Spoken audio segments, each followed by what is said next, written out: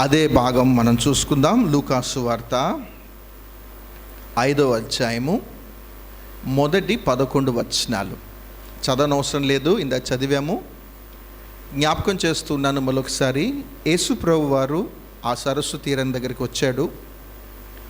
ఆయన సీమోను పేతురైన దోణిను అడిగాడు. ఆ దోణిలో కూర్చొని ఆ జన సమూహం అంతటికీ ఆయన ఏం చేశాడు అనంటే వాక్యాన్ని తాను బోధించాడు. బోధించిన తర్వాత అందరూ వెళ్ళిపోయిన తర్వాత పేతురు వైపు చూసి వలలు ఇటువైపు వేయండి అన్నాడు. వేసిన తర్వాత విస్తారమైన చేపలు పడటము అనేది మనం అక్కడ చూస్తాం. ఎప్పుడైతే విస్తారమైన చేపలు పడ్డాయో పేతురుకు ప్రభు పట్ల ఒక అవగాహన వచ్చింది. తన పట్ల కూడా ఒక అవగాహన అనేది వచ్చింది. ప్రభువా అని తనను ఆరాధన చేశాడు. నేను పాపాత్ముడును అని తనను తాను ఒప్పుకున్నాడు. దాని తర్వాత ప్రభు అన్నాడు, నిన్ను మనుషుల పట్టు జాలర్లుగా నేను చేస్తాను అని చెప్పినప్పుడు సమస్తమును విడిచిపెట్టి వాళ్ళు ప్రభువును వెంబడించిరి అన్నమాట మనం ఈ భాగంలో మనం చూస్తూ ఉంటాం. గమనించండి, యేసుక్రీస్తు ప్రభువారు ఎక్కడికి వెళ్ళినా కూడా జనసమూహము అనేది చాలా ఎక్కువగా ఉంటూ ఉండేది. ఆయన బోధకు అనేకులు ఆశ్చర్యపడుతూ ఉండిరి అన్న మాటలు మనం చూస్తూ ఉంటాం. అంత చక్కగా ఆయన బోధిస్తూ ఉండేవాడు. ఆయన బోధిస్తూ ఉంటున్నప్పుడు సైనికులు ఆశ్చర్యానికి లోనైపోయి పట్టుకోవడానికి వచ్చిన వాళ్ళు వెనక్కి వెళ్ళిపోయారు. ఆయన బోధిస్తూ ఉన్నప్పుడు 3 రోజులు అక్కడ ఉన్న జనము ఆకలి మర్చిపోయి ఆయన వాక్యాన్ని వాళ్ళు వింటూ ఉండేవారు. అది గమనించండి, ఎంత జనసమూహము అనేది అక్కడ ఉన్నప్పటికీ కూడా ప్రభు యొక్క ఆలోచన అనేది ఎలాగుంటుంది అని అంటే ఒక వ్యక్తి మీద మాత్రమే ఉంటూ ఉంటుంది. ఆయన ఏ ప్రదేశానికి వెళ్ళినా ఎంత జనసమూహము అనేది ఆయనను వెంబడిస్తూ ఉన్నప్పటికీ కూడా ఆయనకంటూ ఒక ఆలోచన అనేది ఉంది. ఈ గెనెసరెతు అనే సరస్సు తీరం దగ్గరికి వచ్చినప్పుడు అనేక మంది జనసమూహం ఉన్నారు. కానీ ప్రభు యొక్క ఆలోచన ఎవరి మీద ఉంది అని అంటే సీమోను పేతురు మీద ఉంది. అలానే యెరికో అనే పట్టణానికి వెళ్ళినప్పుడు ప్రభు యొక్క ఆలోచన ఎవరి మీద ఉంది అని అంటే జక్కయ్య మీద ఉంది. అలానే సమరయ అనే ప్రాంతానికి వెళ్ళినప్పుడు ప్రభు యొక్క ఆలోచన ఎవరి మీద ఉంది అని అంటే సమరయ స్త్రీ మీద ఉంది. గెరసెన అనే ప్రాంతానికి కూడా తను వెళ్ళినప్పుడు అపవిత్రాత్మల చేత పట్టబడిన ఒక వ్యక్తి మీద తన ఆలోచన ఉంది. గమనించండి, ప్రతి చోట ప్రభువును కొన్ని వందల మంది జనసమూహము ఆయనను వెంబడిస్తూ ఉంటున్నప్పటికీ కూడా ఇక్కడ ఏం జరిగింది అని అంటే ఆయన యొక్క ఆలోచన నశించిపోతున్న ఆత్మల పట్ల ఉంటూ ఉంటుంది. ఆయన ప్రణాళిక ప్రకారం కొంతమంది వ్యక్తిని ఏం చేస్తూ ఉంటాడు అంటే ఆయన ఏరుకుంటూ ఉంటాడు. ప్రపంచంలో ఎంతోమంది ఉన్నప్పటికీ కూడా గమనించండి, ఆ దేవుడు మనల్ని ఎన్నుకోవటము అనేది ఆశ్చర్యమైన కార్యం. ఆ ప్రభు పట్ల అవగాహన కల్పించటం, ఆయనను మనం సొంత రక్షకుడిగా అంగీకరించటము అనేది చాలా దేవుడు చేసిన గొప్ప కార్యం. ఈ 5 అధ్యాయము ఈ 11 వచనాలలో చాలా ఆత్మీయమైన పాఠాలు మనకి ఇక్కడ కనిపిస్తుంటాయి.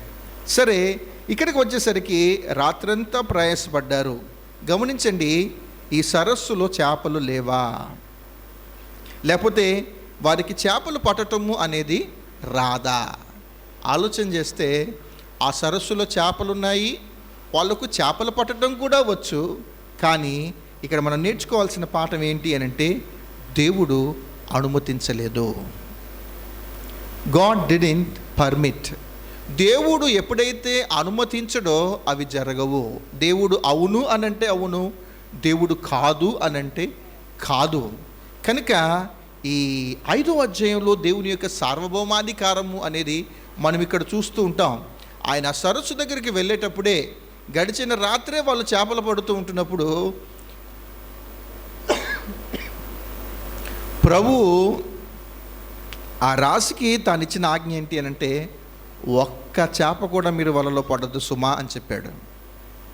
అంతే, ఒక్క చేప కూడా వలలో పడటము అనేది జరగలేదు. కనుక మన జీవితంలో కూడా ఒకటి గమనించండి, దేవుడు అనుమతిస్తేనే ఏదైనా జరుగుతుంది, దేవుడు అనుమతించకపోతే ఏది జరగదు. మన శక్తి సామర్థ్యాల మీద మనం ఆధారపడితే జరగటం లేదు. దేవుడు అనుమతిస్తేనే మన జీవితంలో కొన్ని కార్యాలు అనేది జరుగుతూ వెళ్తూ ఉంటుంది. కనుక ఇక్కడ మనం నేర్చుకోవాల్సిన ఒక శ్రేష్టమైన పాఠం. అయితే 5:2 మనం చూస్తే, ఆ సరస్సు తీరమునున్న 2 దోణులను చూచెను. ఇక్కడ ఈ బలవర్తమానంలో మనం గమనించాల్సిన పాఠం ఏమిటి అంటే 2 దోణులను చూచెను అన్నమాట. మీకు చెప్పాను కదా, ఆయన వచ్చెను, ఆయన చూచెను, ఆయన అడిగాను అన్నమాట మనం చూసాం కదా. ఆయన వచ్చాడు, వచ్చిన తర్వాత ఇక్కడ ఏం చూస్తూ ఉన్నాడు అని అంటే 2 దోణులను చూచాడు. ఆ దోణులు ఎలాగున్నాయి అని అంటే ఆ నీళ్ళ మీద తేలాడుతూ ఉన్నాయి. ఈ దోణులు దేనికి సాదృశ్యంగా ఉన్నాయి అని అంటే తేలి ఆడుతున్న మన జీవితాలకు సాదృశ్యంగా ఇక్కడ ఉంటూ ఉన్నాయి. అవి ఎలాగున్నాయంటే ఎంటీగా ఉన్నాయి, తేలి ఆడుతూ ఉన్నాయి, అసలు అందులో ఏమీ లేదు. అలాంటి దోణలోనికి ప్రభు ప్రవేశించటము అనేది చాలా గొప్ప విషయం. ఈ 11 వచనాలలో మనం నేర్చుకోవాల్సిన పాఠాలు ఏమిటి అని అంటే పేతురు ప్రభువును ఆహ్వానించటం, అలానే పేతురు ప్రభు మాటకు విధేయత అనేది చూపించటం. ఒకటి, పేతురు ప్రభువును ఆహ్వానించటం. రెండవది, పేతురు ప్రభు మాటకు విధేయత అనేది చూపించటం. మన జీవితపు దోణలోనికి కూడా ఎప్పుడైతే మన ప్రభువును ఆహ్వానిస్తామో, ఎప్పుడైతే మన ప్రభు యొక్క మాటకు మనం విధేయత అనేది చూపిస్తామో, గమనించండి, మనం దీవించబడతాం. ఎప్పుడైనా మన జీవితంలోకి ప్రభు అనేది రాకపోతే, దేవుని యొక్క వాక్యానికి మనం విధేయత అనేది చూపకపోతే, గమనించండి, మనం దేవుని ఇచ్చే ఆ దీవెనలో మనం కోల్పోతాం. రక్షించబడ్డాము, మారుమనసు పొందాము, మనం మంచి వాళ్ళము అనుకుంటూ ఉన్నాము. కానీ గమనించండి, ప్రభువును ప్రతిరోజు మన అనుదిన జీవితంలోకి మనం ఆహ్వానిస్తూ ఉన్నామా? ప్రభు యొక్క వాక్యానికి మనం విధేయత చూపిస్తూ ఉన్నామా? ఈ రెండూ గనక జరగకపోతే మనం దేవుని యొక్క బ్లెస్సింగ్స్ అనేది మన జీవితంలో కొంచెం డిలే అవుతూ ఉంటాయి. మనం ఏదైతే ఆశపడుతూ ఉంటున్నామో అవి బహుశా జరగకపోవచ్చు. మన ప్రయాస అంతా ఏమవుతుంది అని అంటే ఇక్కడ వ్యర్థమవుతూ ఉంటుంది. కానీ పేతురు ఎప్పుడైతే ప్రభువును ఆహ్వానించాడో, పేతురు ఎప్పుడైతే ప్రభు యొక్క మాటకు విధేయత చూపించాడో, తన ప్రయాసనంతటిని దేవుడు ఏం చేశాడు అని అంటే దీవించటము అనేది జరిగించాడు. ఊహించలేదు, విస్తారమైన దీవెనలు ఆయన జీవితంలోకి రావటము అనేది జరిగింది. కనుక ఒక వ్యక్తి ప్రభువును ఆహ్వానించటం ద్వారా, అలానే ఒక వ్యక్తి ప్రభు మాటకు విధేయత చూపించడం ద్వారా ఎలాంటి దీవెనలు మనం పొందుకుంటామో ఈ లేఖనాలలో ఉన్నాయి. పేతురు గారు చాలా అలసిపోయాడు, రాత్రంతా ప్రయాసపడ్డాడు, పొద్దున్నే లేచి వలలు తాను కడుక్కుంటూ ఉన్నాడు. తాను అక్కడ వాటినన్నింటినీ అక్కడ వదిలేసి తాను వెళ్ళిపోవచ్చు. అయినప్పటికీ కూడా ఇక్కడ గమనించండి, పేతురు ఏం చేశాడు అంటే ఈయన ఎక్కడో చూశానే అనుకున్నాడు. వెంటనే గుర్తుపెట్టాడా, ఈయనే కదా యోహాను కుమారుడు అయిన సిమోను పేతురు, నువ్వు కేఫా అనబడదు అని నాతో మాట్లాడాడు కదా. ఆంద్రేయ వచ్చి ఈయనే మెస్సయ్య అని చెప్పి ఆ రోజు పరిచయం చేశాడు కదా. కనుక ఈయనేంటి మళ్ళీ నా దగ్గరకు వచ్చాడు అనుకున్నాడు. అలసిపోయిన ఓపికతో ఏం చేశాడు అనంటే ప్రభు సన్నిధిలో ఉండాలి అన్న ఒక ఆలోచన చేశాడు. మనం ప్రభు యొక్క పనికి, ప్రభు యొక్క సన్నిధిలో లేకపోవటానికి గల కారణం ఏమిటి అనంటే మన పనులు. మనం అనుకుంటూ ఉంటాం, నేను బాగా పని చేస్తూ ఉన్నాను, నేను బాగా పని చేయటం ద్వారా నేను అలసిపోతూ ఉన్నాను. ఇలాంటి పరిస్థితులలో దేవుణ్ణి మనం ఏం చేస్తాము, దేవుని సన్నిధిని ఏం చేస్తాము అనంటే మనం పక్కన పెట్టేస్తూ ఉంటాం. కానీ పేతురులో నుంచి మనం నేర్చుకోవాల్సిన ఒక పాఠం ఏమిటి అనంటే తన పనులు తాను చేసుకుంటూ ఉంటున్నప్పటికీ కూడా, గమనించండి, రాత్రంతా తాను ప్రయాసపడినప్పటికీ కూడా నెక్స్ట్ రోజు తను ఏం చేశాడు అంటే ప్రభు మాటలు వినటానికి ఆసక్తి అనేది చూపించాడు. ప్రభు చెప్పిన మాటకు తాను విధేయత అనేది చూపించటము అనేది జరిగింది. చూద్దాం ఒక్కొక్కటి. ప్రభు మాటకు విధేయత చూపించటం ద్వారా వచ్చే ఆశీర్వాదాలు ఏంటి? ప్రభు మాటకు విధేయత చూపించడం ద్వారా వచ్చే దీవెనలు ఏంటి అనేది మనం గమనిద్దాం. మొట్టమొదటిది ఇక్కడ ఏం జరిగింది అని అంటే, చూడండి ఏం జరిగింది.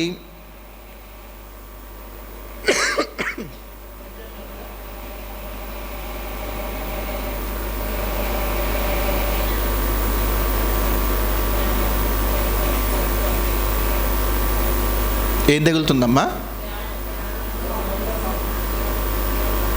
సరే, నా వైపు చూడండి.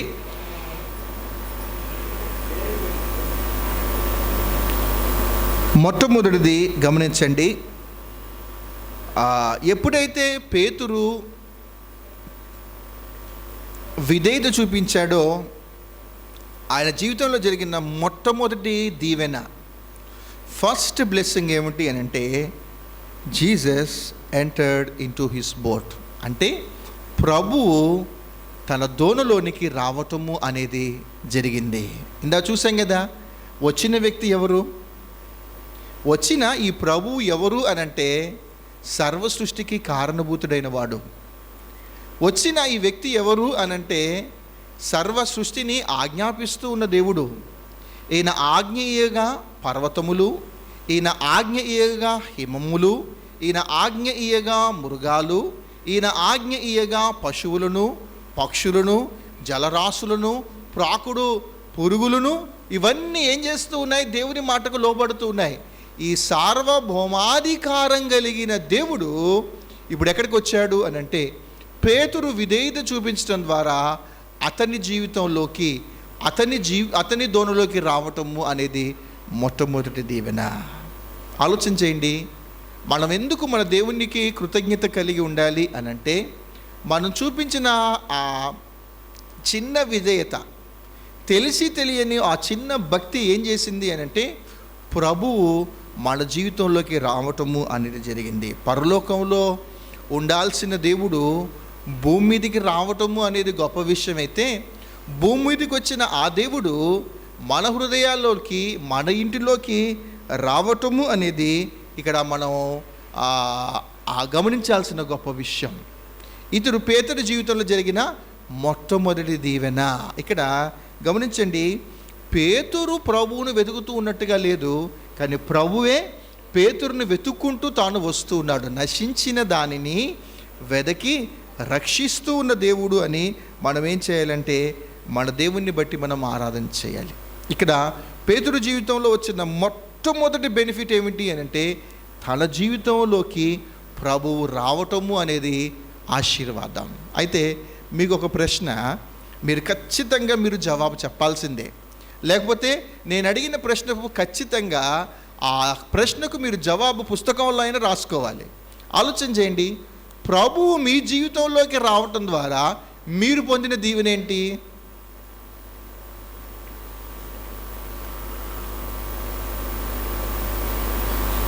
అలా చూస్తున్నారంటే నాకెళ్ళి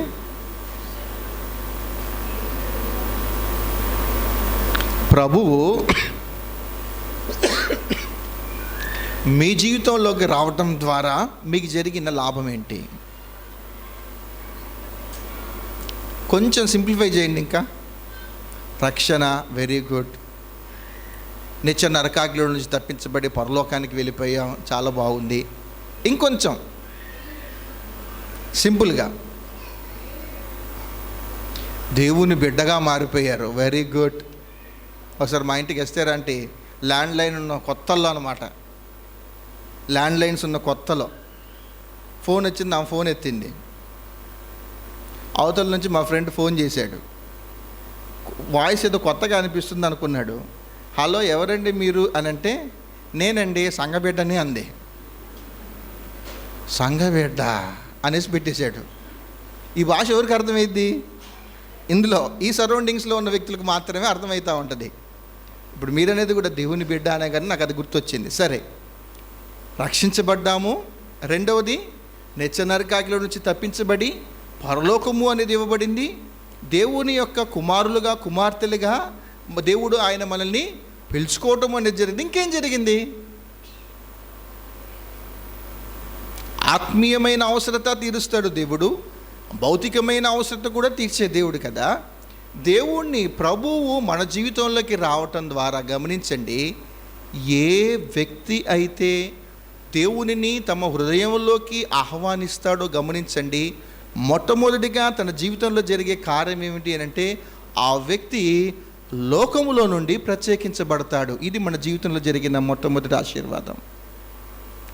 ప్రభు మన జీవితంలోకి రావటం ద్వారా, ఆయనను మనం ఆహ్వానించడం ద్వారా, మనము ఆయన మాటకు విధేయత చూపించడం ద్వారా ఏం జరుగుతుంది అని అంటే మనం లోకంలో నుంచి మనము ప్రత్యేకించబడ్డాము. ఏది మంచి, ఏది చెడు, ఏది పాపము, ఏది పాపము కాదు అన్న వివేచన జ్ఞానము అనేది మనం పొందుకుంటాం. అదే లోకంలో ఉంటే ఏది మంచి, ఏది చెడు అన్న వివేచన అనేది మనకు ఉండదు. ప్రభు మన జీవితంలోకి రావటం ద్వారా మన చూపు, మన దృష్టి అనేది మారింది. ప్రభు మన జీవితంలోకి రావటం ద్వారా మన భాష అనేది మారింది. ప్రభు మన జీవితంలోకి రావటం ద్వారా మన నడత అనేది మారటము అనేది జరిగింది. కనుక అందుకే అడుగుతున్నాను, పేతురు జీవితంలోకి దేవుడు వెళ్ళటం ద్వారా అతడు వ్యక్తిగతంగా తాను దీవించబడ్డాడు. మన జీవితంలో కూడా ప్రభువు మన హృదయంలోకి ప్రవేశించడం ద్వారా, మళ్ళీ చెప్తున్నాను మీరన్నట్టుగానే, లోకంలో నుంచి మనం ప్రత్యేకించబడ్డాం. ఏది మంచి, ఏది చెడు అనే వివేచన జ్ఞానాన్ని దేవుడు మనకు అనుగ్రహించాడు. ప్రతిదినము పారాడే తలంపులు, చెడ్డ ఆలోచనలు మన బ్రెయిన్లోకి వస్తూ ఉంటాయి. వాటిని ఆ శోధనలో నుంచి జయించటము ఎలా అనేది మనం నేర్చుకోవటము అనేది జరిగింది. ఆ కంట్రోల్లో, నియంత్రణలో మనం ఉండటము అనేది జరుగుతూ ఉంటుంది.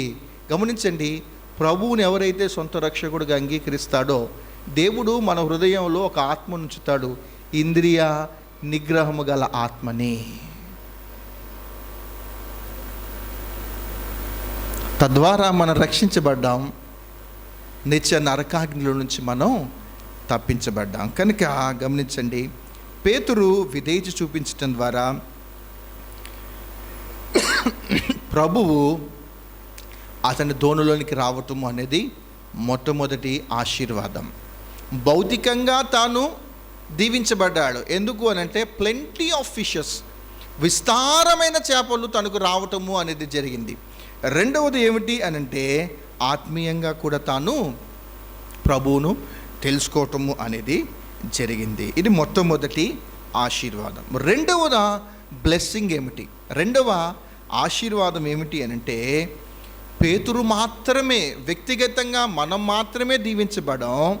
ప్రభు మన జీవితంలోకి రావటం ద్వారా, ప్రభువుకు విధేయత చూపించడం ద్వారా ఏం జరుగుతుందంటే మనం దీవించబడటం మాత్రమే కాదు, మన ద్వారా ఇతరులు దీవించబడతారు.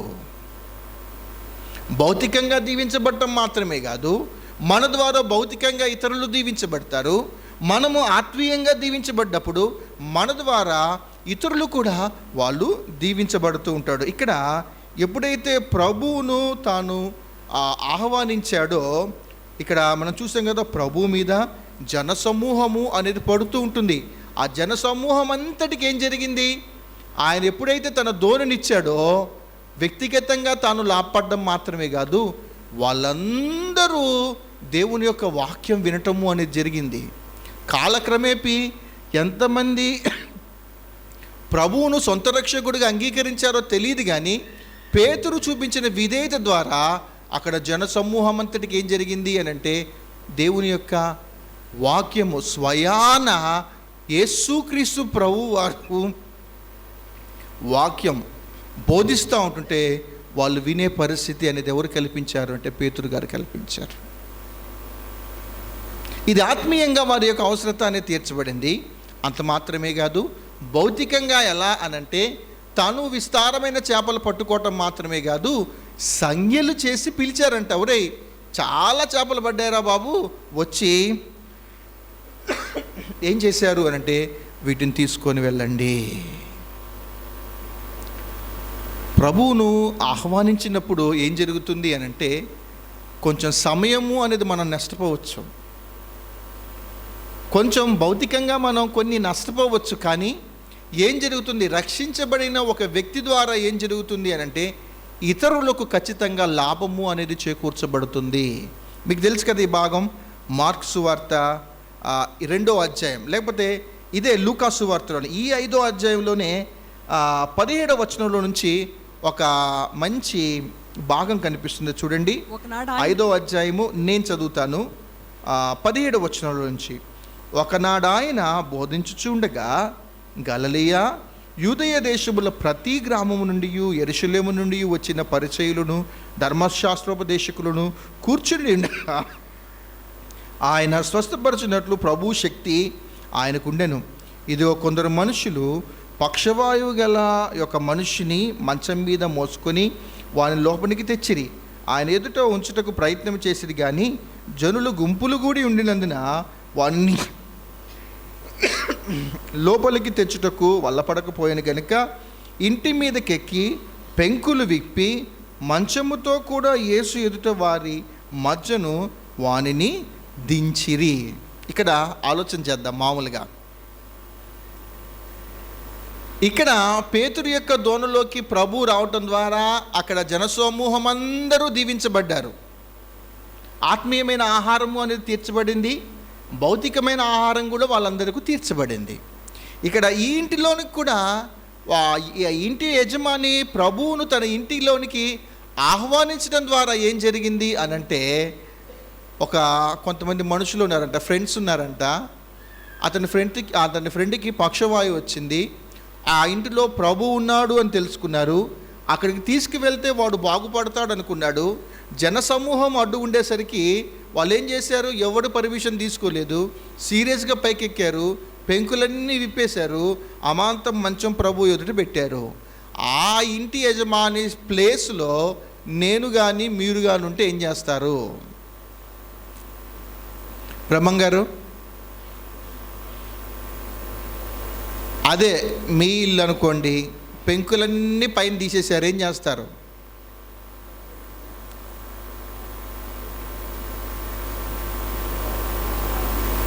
మంచి పని చేశారయ్యా అంటారా?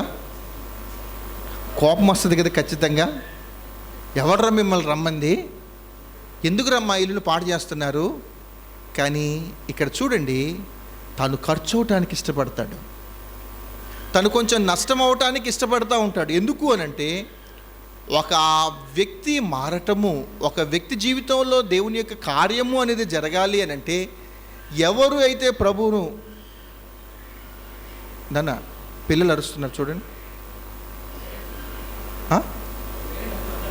ఉన్నారా? లిఫ్ట్లో ఏం స్ట్రక్ కాలే కదా? ఓకే, ఏం చెప్తున్నాను నేను, మర్చిపోయాను. ఇంటి మీద పెంకులా, అది దాటిపోయాను. నష్టపోవటానికి కూడా ఇష్టపడతారు. ఎందుకొరకు? వాళ్ళ సమయము అనేది కొంచెం ఖర్చు చేసుకోవడానికి కూడా ఇష్టపడతారు. ఎందుకు అనంటే, నా ద్వారా, నా ప్రభు ద్వారా ఒక వ్యక్తి మార్చబడాలి. ఇక్కడ పేతురు చూపించిన విధేయతను బట్టి ఏం జరిగింది అనంటే, వ్యక్తిగతంగా తాను దీవించబడటం మాత్రమే కాదు, అతని ద్వారా ఇతరులు కూడా దీవించబడటము అనేది ఇక్కడ మనం చూస్తూ ఉంటాం. స్పిరిచువల్ బెనిఫిట్, అలానే మెటీరియల్ బెనిఫిట్, ఆత్మీయంగాను భౌతికంగాను ఇక్కడ రెండు కార్యాలు జరగటము అనేది మనం చూస్తూ ఉంటాం. అతని జీవితంలో జరిగిన మూడవ దీవెన ఏమిటి అని అంటే, చూడండి 8వ వచనం చూడండి. ఏమిటి? సీమోను పేతురు అది చూచి చాలండి. పేతురు ఏం చూశాడు? ఇప్పుడు పేతురు ఏం చూశాడు అనంటే, దేవుడు చేసిన ఆశ్చర్యమైన కార్యాలను ఆయన చూశాడు. ద థర్డ్ బ్లెస్సింగ్ ఏమిటి అనంటే, దేవుడు చేసిన ఆశ్చర్యమైన కార్యాలను కనులారా చూడటము అనేది ఒక దీవెన. ఒకసారి పరిశీలన చేసుకుందాం. మన జీవితంలో దేవుడు చేస్తున్న ఆశ్చర్యమైన కార్యాలను కనులారా చూసింది ఏముంది? మన జీవితంలో దేవుడు చేస్తున్న ఆశ్చర్యమైన కార్యాలు ప్రతిదినం మనం చూస్తూ ఉన్నామా లేదా? ఎవరు మాట్లాడట్లే. మన జీవితంలో దేవుడు చేస్తున్న ఆశ్చర్యమైన కార్యాలను ప్రతిదినం మనం చూస్తున్నామా లేదా? ఏంటి చెప్పండి? Answer easy. బావ అడిగేసరికి చూస్తున్నామని చెప్పేస్తే అయిపోద్ది. అయిపోయా. సరే, ఏం చూస్తున్నారు? నిజమే కదా. నేటి దినాన మనం సజీవంగా ఉన్నాము అనంటే దేవుడు అనుమతించాడు. సజీవంగా మనం ఉన్నాము అనంటే దేవుడు చేసిన ఆశ్చర్యమైన కార్యం మనం చూసాం కదా. విజయవాడలోను ఖమ్మంలోను వరదలు వచ్చినప్పుడు ఖమ్మంలో ఒక ముస్లిం ఫ్యామిలీ బ్రిక్స్ బిజినెస్ చేస్తూ ఉన్నారు, ఇటుకల వ్యాపారం చేస్తున్నారు కోటేశ్వర్లో. ఏం జరిగింది? పడుకున్నారు. వరద వస్తుందంట కదా అని టీవీలో చూస్తూనే ఉన్నారు, కానీ పడుకున్నారు. వాళ్ళు ఊహించలేదు తెల్లవారుజామునే ఆ వరద వాళ్ళ ఇంటి మీదకి వచ్చేస్తుందని. ఇలా దుప్పట్లు తీసేసరికి మొత్తం తడిచిపోయి ఉన్నాయి. ఒరే, ఇంట్లోకి నీళ్ళు వచ్చేసాయి అనుకుని వాళ్ళు ఏం చేశారు అని అంటే ఇంటిపైకి ఎక్కారు. ఆ గోడ పడిపోయింది, ఈ గోడ పడిపోయింది, ఈ గోడ పడిపోయింది. వాళ్ళ బిజినెస్ ఏంటి? ఇటుకలు కదా. ఆ ఇటుకల మీదే వాళ్ళు బ్రతుకుతున్నారు కదా. ఇప్పుడు ఆ ఇటుకలు వాళ్ళు చూస్తూ ఉండగానే ఏం జరుగుతుంది? చూస్తూ ఉండగానే అవతలది పడిపోయింది, ఇది పడిపోయింది, ఇది పడిపోయింది. ఇప్పుడు అమ్మ, నాన్న, ఒక కుమారుడు ఒక్క గోడ మీద పైన నిల్చొని ఉన్నారు. వాళ్ళు పడుకున్నప్పుడు మోకాళ్ళ దాకా వచ్చిన నీళ్ళు వాళ్ళు డాబా ఎక్కి నిల్చునే స్థాయికి వాళ్ళు వెళ్ళిపోయారు. ఎన్ని గంటలు నిల్చున్నారు చెప్పండి? అప్డేట్ ఏంటి? న్యూస్ చూసిన వాళ్ళు ఎన్ని గంటలు ఒక గోడ మీద వాళ్ళు నిల్చొని ఉన్నారు? 8 గంటలు ముగ్గురు దాని మీద ఉన్నారు. 8 గంటలు నానిన తర్వాత గోడ పడిపోయింది. నాన్న చనిపోయాడు, అమ్మ చనిపోయింది, కొడుకు మాత్రమే కొట్టుకుంటూ లైఫ్ జాకెట్ ఉండటం వల్ల కరెక్ట్గా ఆ బ్రిడ్జ్ దగ్గర వాళ్ళు కాపు కాస్తున్నారు. ఆయన పట్టుకొని క్షణాలలో బయటికి తీశారు. మరణం ఎంతసేపు? వాళ్ళకున్న కోట్లాది ఆస్తి ఒక 8 గంటలలో మొత్తం నాశనం అయిపోయింది. వాళ్ళకున్న ప్రాణము అనేది 8 గంటల్లో పోయింది. గమనించండి, ప్రభువుకు మనం విధేయత అనేది చూపిస్తే, ప్రభువును మన జీవితంలోకి ఆహ్వానించటం ద్వారా మన జీవితంలో జరుగుతున్న ఆశ్చర్యమైన కార్యం ఏమిటి అంటే మనం సజీవంగా ఉన్నాం. మన అప్పు అనేది తీరకపోవచ్చు, మన రోగాలు అనేది తగ్గకపోవచ్చు, కానీ గమనించండి, నేటి దినాన మనం సజీవులంగా ఉన్నాం. గమనించండి, ప్రభు మన జీవితంలోకి రావటం ద్వారా మనం లోకంలో నుండి ప్రత్యేకించబడటము అనేది ఆశ్చర్యమైన కార్యం. ఒకప్పుడు బూతులు మాట్లాడేవాడిని, ఇప్పుడు బూతులు మాట్లాడలేకపోవటం ఆశ్చర్యం. ఒకప్పుడు త్రాగేవాడిని, ఇప్పుడు తాగకుండా ఉండగలుగుతున్నాను, ఆశ్చర్యం. ఒకప్పుడు చేయకూడని పనులు చేస్తూ ఉన్నాను, కానీ ఎప్పుడైతే ప్రభు నా జీవితంలోకి వచ్చాడో అవి చేయకుండా ఉండటము అనేది దేవుడు చేస్తున్న ఆశ్చర్యమైన కార్యాలు ఇవన్నీ. కనుక గమనించండి, మన దేవుడు ఎవరు? ప్రభువును మన జీవితంలోకి ఆహ్వానించడం ద్వారా, ఆయన మాటకు మనం విధేయత చూపించడం ద్వారా గమనించండి, మన జీవితాలు మార్చబడతాయి.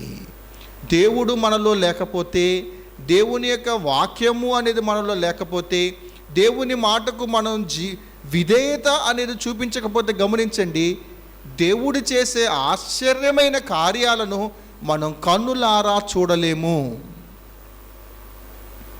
మనం ఏం ప్రేయర్ చేసుకుంటున్నామో, దేని కొరకు మనం ప్రయాసపడుతున్నామో తెలీదు. పేతురు మాత్రం రాత్రంతా ప్రయాసపడ్డాడు, కానీ ఎప్పుడైతే విధేయత చూపించాడో దేవుడు ఆశ్చర్యమైన కార్యం చేశాడు. మీరు కూడా దేని కొరకో ప్రయాసపడుతూ ఉన్నారు, కానీ చేయాల్సిన పని ఒకటే, ప్రభువును మన హృదయంలోకి ఆహ్వానించాలి, మన జీవితంలోకి. 2, ప్రభువు ఒక మాటకు మనం విధేయత చూపిస్తే ఊహించని మేలులు మన జీవితంలో దేవుడు చేస్తాడు. మీరు గమనించండి, ఇది గనక చేయకపోతే ఖచ్చితంగా జీవితాంతం ఏడుస్తూనే ఉంటారు. మీరు సజీవులుగానే ఉంటారు, కానీ దేవుని మాటకు విధేయత చూపించకపోతే దినదినము ఏడుస్తూనే ఉంటాం. కనుక గమనించండి, పేతురు పొందిన 3వ ఆశీర్వాదం దేవుడు చేసిన ఆశ్చర్యమైన కార్యాలను కన్నులారా చూడటం. విస్మయము ఉందిరి అన్న మాట మనం చూస్తాం. ఇది 3వది. 4వది చివరిది ముగిచూస్తున్నాను, గమనించండి. క్షమించండి, ఇంకా 2 ఉన్నాయి, గబగబా చెప్తాను. 4వ బ్లెస్సింగ్ నాలుగవ దీవెన ఏమిటి అని అంటే, పేతురు సాగిలపడి ప్రభువా అని మ్రొక్కెను. ఇందాక మనం చూసాం కదా, పేతురికి ఏమొచ్చింది? ఇప్పుడు ఒక అవగాహన అనేది వచ్చిందని మనం చూసాం కదా. ప్రభువా అన్న మాటకు మనం ఏమన్నా ఆలోచన చేసాం? ఆయన పాలకుడు అని మనం చూసాం. ఇక్కడ నాలుగవ దీవెన ఏమిటి అని అంటే, నిజమైన దేవుడు ఎవరో దొరకటము అనేది దీవెన. నిజమైన దేవుడు ఎవరో అని ఆయన మీద అవగాహన పెంచుకోవటము అనేది ఒక దీవెన. చూడండి, ఎప్పుడు మీకు చెప్తానే ఉంటాను, ఎవరు ఆరాధన చేయరు అనంటే, ప్రభు అంటే ఎవరో అవగాహన లేని వాళ్ళు ఆరాధన చేయరు. 1 సంవత్సరం భయపడ్డావు, 2 సంవత్సరాలు భయపడ్డావు, 5 సంవత్సరాలు భయపడ్డావు, 10 సంవత్సరాలు భయపడ్డావు, 15 సంవత్సరాలు, 20 సంవత్సరాల నుంచి మందిరానికి వస్తూనే ఉన్నావు, ఇంకా భయపడుతూనే ఉన్నావు అంటే ఏంటది? మీరు భయపడట్లేదు. ఒకటే, దేవుడు అంటే ఏంటో అవగాహన అనేది మీకు రావట్లే. దేవుడు అంటే ఎవరో అన్న అవగాహన అనేది ఎవరికైతే వస్తుందో, దేవుడు మన జీవితంలో చేసిన ఆశ్చర్యమైన కార్యాలు ఏమిటి అనేది ఒక వ్యక్తికి ఎప్పుడైతే అర్థమవుతుందో, ఆ వ్యక్తి ఆరాధన చేయకుండా ఉండలేడు. పేతురు వెంటనే నీళ్ళల్లోకి దూకేశాడు. ఆయన సాగిలపడి, ప్రభువా, పరిపాలకుడా, సర్వం మీద అధికారం కలిగిన దేవుడా, నువ్వు మాట సెలవిచ్చినప్పుడు విస్తారమైన జలరాశి ఆ వలలో పడటము అనేది ఆయన చూశాడు. కనుక గమనించండి, ప్రభువును అర్థం చేసుకోవటం, ఈయన దేవుడు అని అవగాహన రావటము అనేది ఆశ్చర్యం. మన మనోనేత్రాలు దేవుడు వెలిగించాడు. దేవుడు ఎవరైనా మానవుడు చీకటిలో తడువులాడి ప్రభువును కనుగొంటారేమో అనేట ఆయన వెతుకుతూ ఉన్న వారికి ఆయన అర్థమవుతూ ఉన్నాడు. అవగాహన అనేది దేవుడు కల్పిస్తూ ఉన్నాడు. ఇది నాన్న ప్రభు పట్ల ఒక అవగాహన రావటము అనేది ఒక బ్లెస్సింగ్. మీరు చూడండి, ఒకప్పుడు యేసు ప్రభు అని అంటే ఒకటే మనకు తెలుసు, ఒక గుర్తు మాత్రమే, శిలువ మీద ఆయన ఉంటాడు, లేకపోతే ఇలా ఉంటాడు, ఈ 2 మాత్రమే తెలుసు. కానీ యేసుక్రీస్తు ప్రభు వారు భూమి మీదకి ఎందుకు వచ్చాడు? యేసుక్రీస్తు ప్రభు వారు పరలోకంలో ఉన్నప్పుడు ఎలాగున్నాడు? యేసుక్రీస్తు ప్రభు వారు భూమి మీదకి వచ్చినప్పుడు సమస్త మానవాళికి తాను ఏం చేశాడు? యేసుక్రీస్తు ప్రభు వారు మళ్ళీ ఎప్పుడు రాబోతూ ఉన్నాడు? ఈ అవగాహన అనేది ఎప్పటికప్పుడు పొందుకోవటం అనేది దేవుని యొక్క మహాకృప. ఇది దీవెన. కనుక గమనించండి, పేతురు జీవితంలో ఒకప్పుడు అర్థం కాకుండా తను పారిపోయాడు. కానీ రెండవసారి ఎప్పుడైతే దేవుడే తనను వెతుక్కుంటూ వచ్చాడో, ఇక్కడ తానేమని ఆరాధన చేస్తున్నాడంటే, ప్రభువా అని తాను ఆరాధన చేస్తున్నాడు. పరిపాలకుడు ఈయన అని తాను అర్థం చేసుకున్నాడు. దాని తర్వాత ఆయన అవన్నీ వదిలిపెట్టేసి ప్రభువును వెంబడించిన తర్వాత, మనుషుల పట్టు జాలలుగా తాను మారిన తర్వాత, ఆయనతో పాటు ఆ 3.5 సంవత్సరాల శిష్యుడిగా తాను ఉన్నప్పుడు తానే అంటాడు కదా, ఏమనుకుంటున్నారు నా గురించి అని అంటే, ఆయన అంటాడు, అన్నీ ఎరిగిన వాడు. ఏమనుకుంటున్నావయ్యా నువ్వంటే, నీవు జీవం కలిగిన దేవుని కుమారుడువు, క్రీస్తు అని నేను ఎరుగుతూ ఉన్నాను అని తానే తన నోటితో చెప్పాడు. నిత్యజీవపు మాటలు గలవాడవు ప్రభు అనుకుంటూ తనేం జరిగిందంటే, తన జీవితంలో ప్రభు పట్ల ఒక అవగాహన అనేది స్టెప్ బై స్టెప్ ఎదుక్కుంటూ తాను వెళ్ళిపోయాడు. గమనించండి, మనం వచ్చి ఇక్కడ కూర్చోవటం వలన లాభం లేదు. మనం ఇక్కడికి వచ్చాము అని అంటే ప్రభు పట్ల ఒక అవగాహన అనేది మనం పెంచుకోవాలి. ఇది తన జీవితంలోకి వచ్చిన 4వ దీవెన. అయితే దేవుని పట్ల అవగాహన మాత్రమే కాదు, ఇక్కడ మరొక అద్భుతమైన దీవెన ఏమిటి అని అంటే, తనేమన్నాడు అని అంటే, తనను గురించిన అవగాహన కూడా తాను పొందుకున్నాడు. ఏమన్నాడు? నేను పాపాత్ముడను. పేతురు ఎవరు? ఏమనుకుంటున్నాడు ఇప్పుడు ఆయన? నేను పాపాత్ముడను, నేను చచ్చిన స్థితిలో ఉన్నవాడను. ఏ వ్యక్తి అయితే ప్రభు యొక్క దైవత్వము చూస్తాడో ఆ వ్యక్తికి వాళ్ళ యొక్క స్థితి అనేది అర్థమవుతుంది. దేవుడు పరిశుద్ధుడు, నేను అపరిశుద్ధుడును. దేవుడు నీతిమంతుడు, నేను అనీతిమంతుణ్ణి. దేవునిలో పాపము అనేది లేదు, నేను పాపిని. వెలుగులోకి వెళ్ళినప్పుడు చీకటి అనేది అర్థమవుతుంటుంది. అద్దం దగ్గరికి వచ్చినప్పుడు తన నిజస్వరూపము అనేది ఎలా ఉంటుందో అది అర్థమవుతూ ఉంటుంది. అలానే ఒక వ్యక్తి ఎప్పుడైతే దేవుని దగ్గరికి వస్తాడో, దేవుని పట్ల ఒక అవగాహన అనేది తాను పొందుకుంటాడో, మనం ఎంత బలహీనులమో అనేది అక్కడ అర్థమవుతూ ఉంటుంది. ప్రభు దగ్గరికి వచ్చిన తర్వాత మనం ఎంత బలహీనులమో అర్థమైందా? కనుక గమనించండి, దేవుడు చాలా గొప్పవాడు. ఆయన పట్ల ఒక అవగాహన అనేది మనకు పెరగాలి. అలానే బలహీనులమైన మనల్ని పాపం చేత, అపరాధము చేత చచ్చిన పరిస్థితుల్లో ఉన్న మనము దేవునికి ఇంకా శత్రువులమై ఉన్నప్పుడు ఈ దేవుడు ఏం చేశాడు అని అంటే, మన నిజస్థితి ఏంటో తెలియపరిచేటట్టు చేశాడు. ఎప్పుడైతే అది మనకు ఆ అవగాహనలోకి మనం వచ్చామో, ఇక్కడ ఉన్న ప్రతి ఒక్కరము, బలలు చేవేసే ప్రతి ఒక్కరు ఏం చేశాము అని అంటే, మన పాపాలన్నీ ఒక దినాన్ని ఒప్పుకున్నాం. మనం చేసిన ప్రతి పాపం దేవుని సన్నిధిలో ఒప్పుకున్నాం. గమనించండి, ఏ వ్యక్తి అయితే తాను చేసిన ప్రతి పాపాన్ని దేవుని సన్నిధిలో కూర్చొని ఆయన ఎదుట కుమ్మరిస్తాడో, అతడు తిరిగి పరిశుద్ధుడిగా మార్చబడతాడు, అతడు నీతిమంతుడిగా మార్చబడతాడు. ఆ వ్యక్తి ఖచ్చితంగా రక్షించబడతాడు. ఆ వ్యక్తి నరకంలో నుండి నిత్య జీవంలోకి తాను ఖచ్చితంగా ఆ పరలోకాన్ని తాను పొందుకుంటాడు. సో ఇలాంటి అవగాహనలోకి మనం ఖచ్చితంగా రావాలి. దేవుడు అంటే ఎవరో తెలియాలి, మనమంటే ఎవరో మనం కూడా తెలుసుకున్న పరిస్థితుల్లోకి మనం వెళ్ళటము అనేది జరగాలి. మీకు ఈ మధ్య ఒక కథ చెప్పాను కదా, నిజంగా జరిగింది. మందిరానికి వస్తూ ఉంటాం కానీ అవగాహన, మెచ్యూరిటీ అనేది పెరగదు. ఒక ఆమె ప్రార్థన చేసుకుంటుందంట, పక్కన ఉన్న ఆమె కూడా ఇంకో ఆమె ప్రార్థన చేసుకుంటూ ఉంటుందంట. ప్రార్థనలో ఏకీభవిస్తూ ఉంటాంగా, మీకు తెలుసుగా, అవును ప్రభువా, అవును ప్రభువా అంటూ ఉంటారు. చూసారా? మీరు ఎప్పుడు ప్రార్థన చేస్తూ అంటూ ఉంటారా? ఒక ఆమె సీరియస్గా ప్రార్థన చేస్తూనే ఉందంట. నేను పాపిని ప్రభువా అందంట. పక్కన ఉన్నామేమంది ఇప్పుడు, అవును ప్రభువా అందంతే. శంగు తీసింది, ఏమన్నావే నువ్వు నన్ను? వీళ్ళు ప్రభు పట్ల ఒక అవగాహన కలిగి ఉన్నారా? వాళ్ళ పట్ల ఒక అవగాహన అనేది వాళ్ళు కలిగి ఉన్నారా?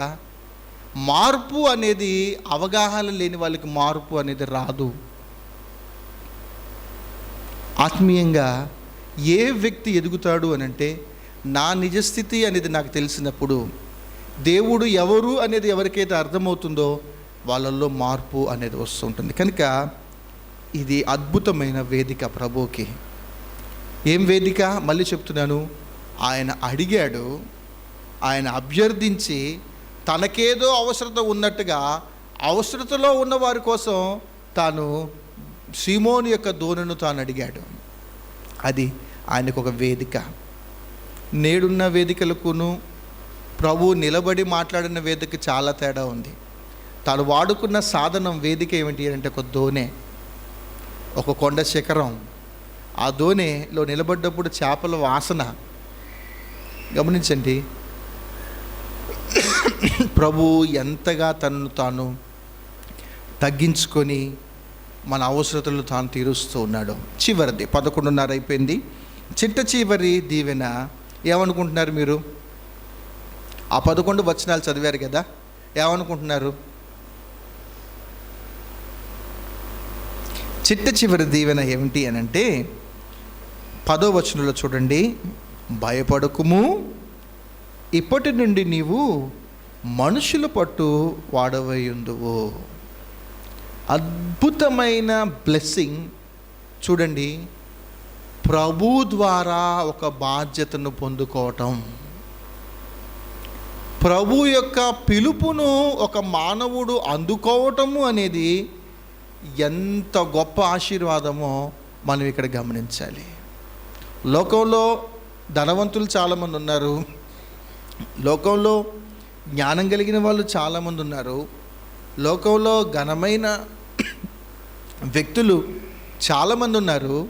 కానీ వాళ్ళందరినీ దేవుడు పక్కన పెట్టేసి బలహీనులమైన మనల్ని ప్రభు ఏర్పరచుకోవటం, బలహీనులమైన మనల్ని ప్రభు పిలుచుకోవటము, బలహీనులమైన మనలకు దేవుడు బాధ్యతలు అప్పగించటము అనేది దీవెన. మరొక ప్రశ్న, ప్రభువును సొంత రక్షకుడిగా అంగీకరించిన మనం, మందిరానికి సంఘంలోకి వస్తున్న మనము ఒక ప్రశ్న వేసుకోవాలి. మళ్ళీ మీరు జవాబు రాసుకోండి. మీ బాధ్యత ఏంటి? శశి, ఒక క్రైస్తవుడిగా ప్రభువును సొంత రక్షకుడిగా అంగీకరించిన వ్యక్తిగా, ఒక మంచి వ్యక్తిగా నువ్వు మందిరంలో ఉన్నప్పుడు ప్రభు యొక్క పిలుపు అనేది నీకు వచ్చింది. నీ బాధ్యత ఏమిటి? స్థానిక సంఘంలో మనోహర్ని అడుగుతాను, శ్యామ్ని అడుగుతాను, అఖిల్ని అడుగుతాను, భరత్ని అడుగుతాను, రాజాని అడుగుతాను, అందరిని అడుగుతాను. మన చిన్నప్పటి నుండి మనం సండే స్కూల్లో నుంచి ఎదుగుతూ మందిరంలోకి వచ్చాం. మన జీవితంలో దేవుడు నిజంగా మేలు చేసుకుంటూ వస్తూ ఉన్నాడు. గమనించండి, ప్రభు యొక్క పిలుపు మనకు అందింది, మనం అందరం రక్షించబడ్డాము. అయితే పిలుపు అందడం మాత్రమే కాదు, దేవుడు అతనికి ఒక బాధ్యత అనేది అప్పగించాడు. ఇప్పుడు ఇక్కడ కూర్చున్న మీ బాధ్యత స్థానిక సంఘంలో ఏమిటి? పిల్లల పరిచర్య, యవనస్తుల పరిచర్య, గృహదర్శనాల, మందిరాన్ని అరేంజ్ చేసే విషయాల, లేకపోతే సువార్త పన, లేకపోతే హాస్పిటల్ విజిట్సా, ఏదో ఒకటి, ఒక గాయకుడువా, లేకపోతే ఒక ఆరాధికుడువా, లేకపోతే ఒక కనీసం లింక్ ప్రార్థనలో రెగ్యులర్గా చేసే ఒక ప్రార్థనాపరుడువా, ఇవన్నీ గమనించండి. స్థానిక సంఘంలో నేను చేస్తున్న పని ఏమిటి? నాకు దేవుడిచ్చిన బాధ్యత ఏమిటి? రక్షించబడిన ప్రతి ఒక్క వ్యక్తికి దేవుడు ఒక గృహ నిర్వాహకత్వాన్ని ఇచ్చాడు. ప్రతి ఒక్క వ్యక్తికి దేవుడు గృహ నిర్వాహకత్వం ఇచ్చినప్పుడు మనం మందిరాల్లోకి వచ్చాము, దేవుని సన్నిధిలో ఉన్నాము అని అంటే ఎప్పుడో డ్యూటీ వేసినప్పుడు మందిరం తోడవటం కాదు, ఎప్పుడో పిలిచినప్పుడు కుర్చీలు సర్దటం కాదు. అసలు వ్యక్తిగతంగా ప్రభు నన్ను రక్షించాడు, ప్రభు నన్ను లోకంలో నుంచి నన్ను ప్రత్యేకించుకున్నాడు, నేను చనిపోతే ఆయన నాకు పరలోకము అనేది ఇవ్వబోతూ ఉన్నాడు. ఆ దేవునికి నేను చేయాల్సిన పని ఏమిటి? What is your responsibility in the local church? స్థానిక సంఘంలో నీ బాధ్యత ఏమిటి? దీనికి జవాబు ఉందా? ప్రభు చేత పిలువబడటం, పిలువబడిన వ్యక్తి స్థానిక సంఘంలో ఒక బాధ్యతాయుతమైన పని చేయటము అనేది దీవెన. ఎన్ని సంవత్సరాలు మీరు మందిరానికి వచ్చి కూర్చొని కానుక వేసేసి వెళ్ళిపోవటం వల్ల ప్రయోజనం ఏమీ లేదు. మీరు చేయకపోతే మీరే నష్టపోతారు. మనం చేయటం ద్వారా ప్రభువుకు ఏదో జరుగుతుంది అనుకోకండి. ఇది ఒక దీవెన. అందుకే చెప్తున్నాను, ప్రభువును మన జీవితంలోకి ఆహ్వానించటం, ప్రభు మాటకు విధేయత చూపించటం ద్వారా ఆలోచన చేయండి. మనకు దేవుడు ఏం చేస్తాడు అని అంటే కొన్ని దీవెనలు ఇస్తాడు. అందులో ఒక దీవెన ఏమిటి అని అంటే ఆయన పిలుపు, ఆయన మనకిచ్చే ఒక బాధ్యత. వ్యక్తిగతంగా మనం ఆలోచన చేద్దాం. క్రైస్తవ కుటుంబాలు ఇక్కడ చాలా ఉన్నాయి. మీ ఫ్యామిలీస్ని మీరు జ్ఞాపకం చేసుకోండి. స్థానికంగా నా కుటుంబము ఉన్న బాధ్యత ఏమిటి? గమనించండి, తల్లిదండ్రులు మీరు చేయకపోతే నెక్స్ట్ తరంలో ఉన్న మీ పిల్లలు కూడా పరిచర్య అనేది చేయలేరు. మీరు చేయకపోతే, ఎక్కడో రేర్ కేసెస్ తల్లిదండ్రులు సరిగ్గా లేకపోయినా, వాళ్ళు బాధ్యత అనేది స్వీకరించకపోయినా, చాలా తక్కువలో తక్కువ ఎవరో వస్తూ ఉంటారు. కానీ గమనించండి, మనము చేస్తే రెండవ తరము అనేది కూడా వాళ్ళకి ఏం చేద్దంటే ఒక బాధ్యత, ఒక గృహ నిర్వాహకత్వము అనేది వాళ్ళు తీసుకుంటారు. కనుక 5వ ఆశీర్వాదం ఏమిటి అని అంటే ఆయన పిలుపు, ఆయన మనకిచ్చిన బాధ్యత. ఎన్ని చెప్పాను ఇప్పటికి? ఎన్ని చెప్పానండి? 1 ప్రభువును మన దోనలోకి ఆహ్వానించడం ద్వారా, దేవుని మాటకు విధేయత అనేది చూపించడం ద్వారా కలుగుతున్న దీవెనలేంటి? ఒకటి, దేవుడు ప్రైమ్ మినిస్టర్ కాదు, చీఫ్ మినిస్టర్ కాదు, ప్రెసిడెంట్ ఆఫ్ ఇండియా కాదు. ఎవరు మన జీవితంలోకి వస్తున్నారు అని అంటే దేవుడు మన జీవితంలోకి రావటం అనేది దీవెన. ఆయన మన జీవితంలో ఉండటం ద్వారా, మళ్ళీ చెప్తున్నాను, మన లోకంలో నుంచి మనం ప్రత్యేకించబడతాం, పవిత్రంగా జీవించటానికి మనం ఇష్టపడతాం. రెండవది, ఆయన మన జీవితంలోకి రావటం ద్వారా ఏం జరుగుతుంది? ఆయన మాటకు విధేయత చూపించడం ద్వారా వ్యక్తిగతంగా నేను దీవించబడతాను, ఇతరులు కూడా మన ద్వారా వాళ్ళు భౌతికంగాను ఆత్మీయంగాను వాళ్ళు దీవించబడతారు. మూడవది, దేవుని మాటకు విధేయత చూపించడం ద్వారా ఏం జరుగుతుంది అని అంటే, ఆయన మన జీవితాలలో ఆశ్చర్యమైన కార్యాలు మన జీవితంలో చేస్తాడు. నీ జీవితంలో ఆశ్చర్యమైన కార్యం జరగడానికి గల కారణం ఏంటో తెలుసా? దేవునికి నీవు విధేయత చూపించావు. నాలుగవది ఏం చెప్పాను? నాలుగవది, దేవుణ్ణి అర్థం చేసుకోవటం, అలానే మనమేంటో మనం అర్థం అవటం, అవగాహన అనేది కలిగి ఉండటం. చివరిది, దేవుని యొక్క పిలుపు, దేవుడు మనకిచ్చిన బాధ్యత.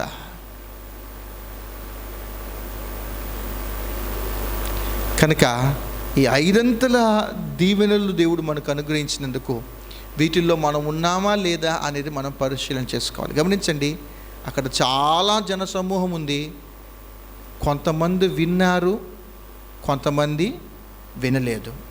కొంతమంది సమస్తమును విడిచి ప్రభువును వెంబడించారు. కొంతమంది ఈ టైం నేను దేవునికి ఇవ్వను,